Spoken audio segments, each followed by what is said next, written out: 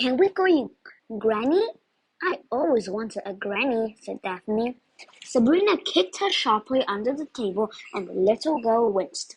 Of course, I'll be your Granny Rhoda, the old woman said with a smile as she took the top off the pot.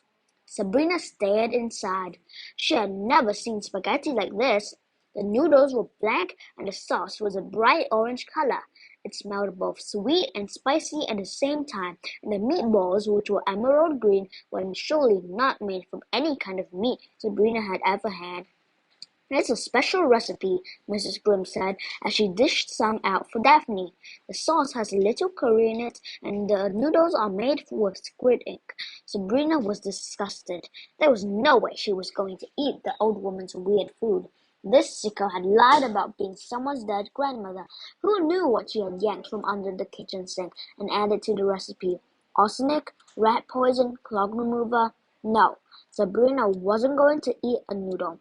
Of course, Daphne dug in with gusto and had already swallowed a third of her plate before Sabrina could warn her. "So, Mr. Canis says your suitcases feel almost empty. Don't you have any clothes?" Mrs. Grimm asked. "The police kept them," Daphne said, shoveling a huge full of noodles into her mouth. "They said they were evidence." "Kept them? That's crazy. What would they do with them?" She looked at each of them and finally at Mr. Canis, who shrugged. "Well, we'll have to go into town and pick you out new wardrobes. We can't have you running around naked all the time, can we? I mean, people will think we're nudists." Daphne laughed to the point of snorting, but when she saw Sabrina's disapproving face, she stopped and stuck her tongue out at her sister. "I was thinking that Mrs. Grimm started, but Sabrina interrupted. "Who are you? And don't say you're our grandmother, because our grandmother is dead." Mrs. Grimm shifted in her seat. Mr. Canis, obviously seeing her question as a cue to retire, got up, took his empty plate, and exited the room. "But I am your grandmother, Liebling," the old woman replied. "I said our grandmother is dead. Our father told us she died before we were born. Girls, I assure you that I am who I say I am." "Well, then why did he tell us you died if you didn't?" "I'm not sure it is time to discuss your father's decisions. We are all just getting settled in, and we can talk about it later," Mrs. Grimm said. Her eyes dropped to her lap. Well, if you really were our grandmother, I would think you'd be happy to discuss it," Sabrina snapped.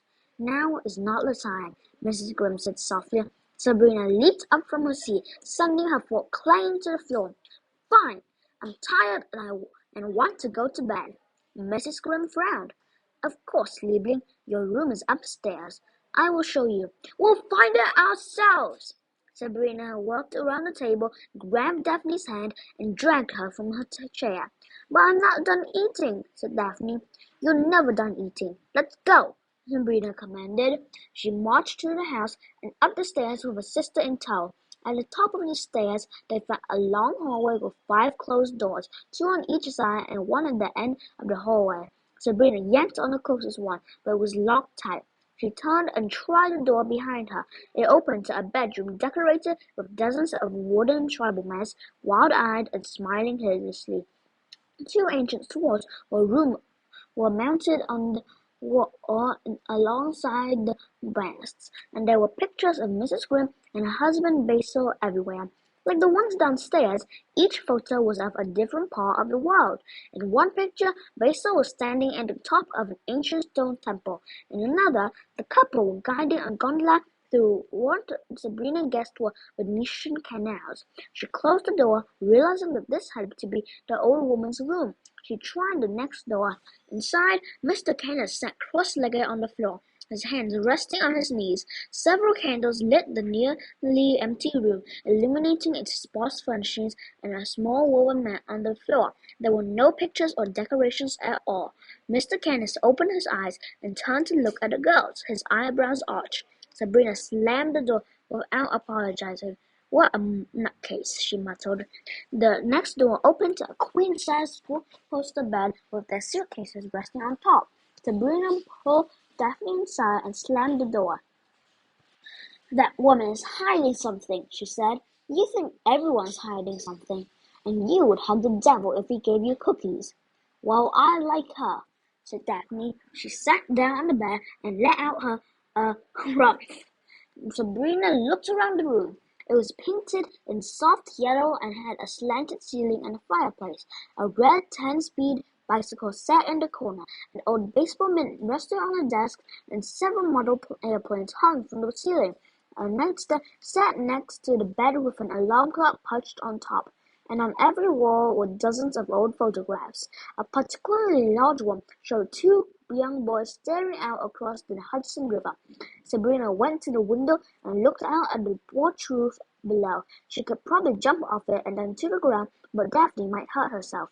Let's give her a chance, said Daphne begged. A chance to what? Kill us in our sleep? Feed us to that monster dog of ours? No way, Sabrina said. While you were shoveling in those meatballs, did you ever think that they might be made from the last couple of kids she claimed she was related to? Daphne rolled her eyes. You're gross. Suddenly, Sabrina heard a faint whistling sound, almost like a flute, coming from outside the window. She peered into the dark forest behind the house.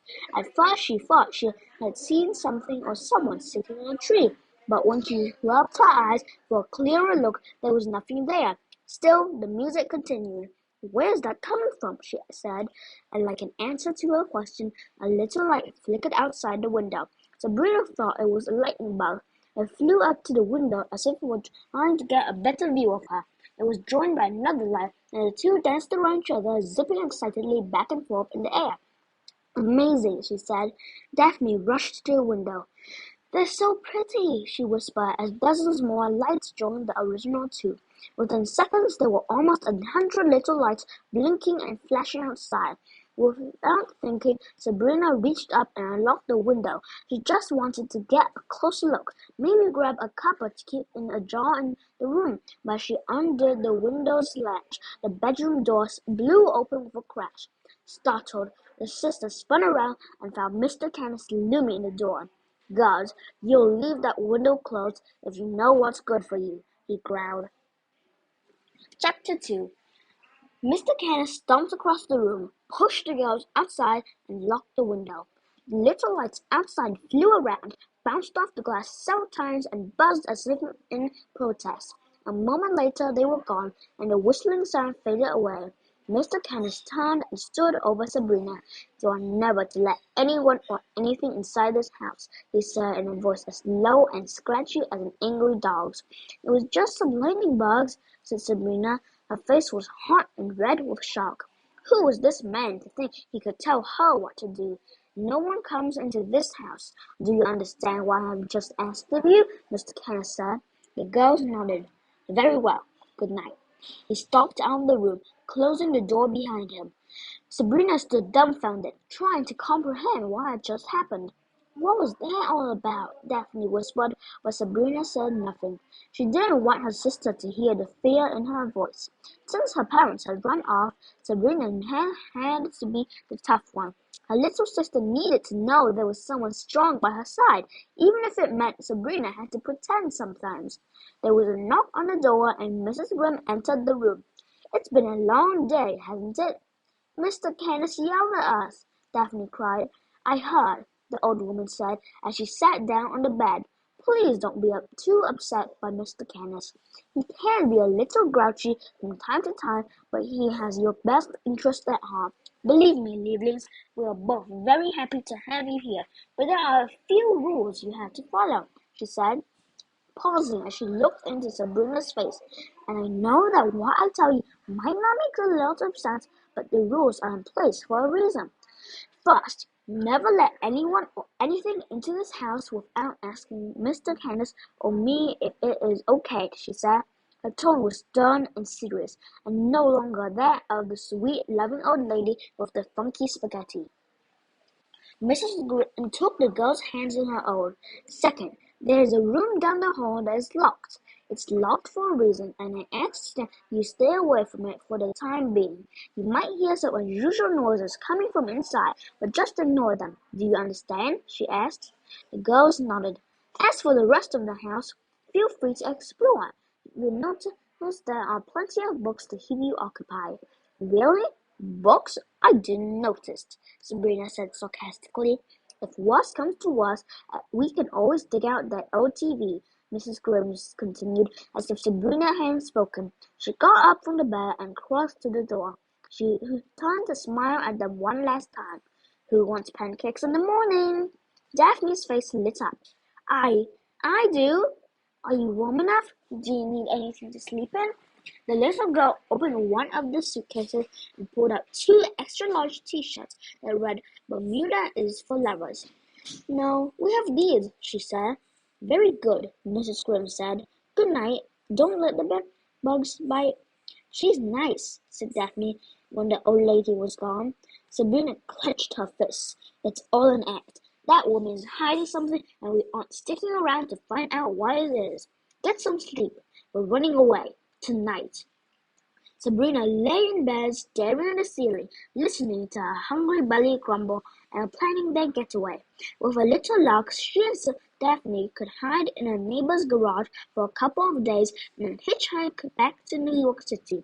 After that, she didn't know. In the past, they had just gone back to the orphanage, but this time Miss Martin might act on her threat to skin them alive. The next place she sent them would be a million times worse. The girls were on their own now. "We have to go," Sabrina whispered to her sister when she was sure the rest of the house was asleep. Daphne sat up and rubbed her eyes but said nothing. Her heartbroken face said it all.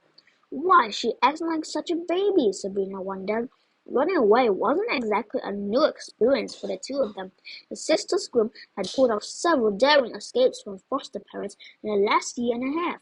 They had tied bedsheets together and climbed out of the Mercer's window one night, feeding the pit bull Diablo meatballs stuffed with cayenne pepper to keep him busy. And after the Johnsons had ordered pizza, the girls had slipped into the backseat of the delivery boy's car and were miles away before he even noticed them.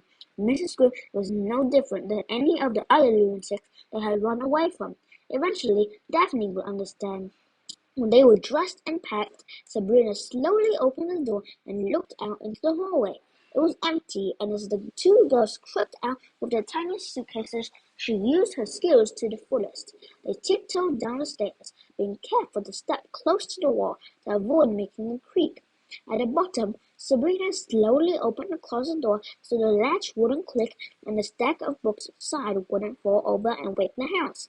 She snatched the coats and the girls put them on and walked to the front door. Sabrina was just thinking that this was the easiest escape they had ever made when she tried to turn the knob. The door was locked. When she looked closely, she noticed something unusual that she had not noticed before. "There's a keyhole on this side, too," she said. They were locked in. "We have to find another way out." The girls crept through the book, doing their best to avoid knocking over any books.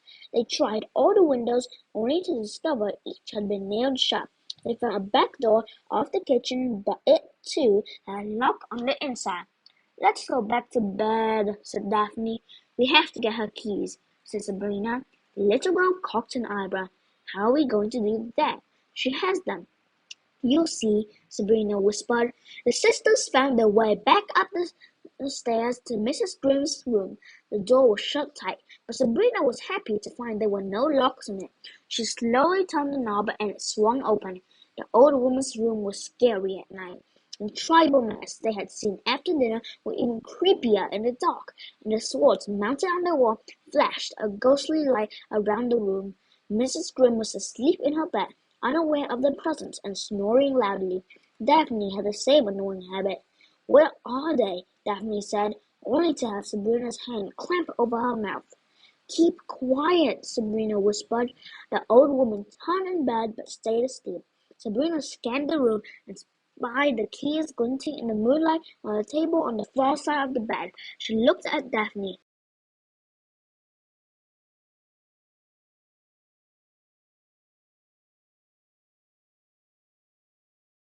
"My time is up. Uh, I'll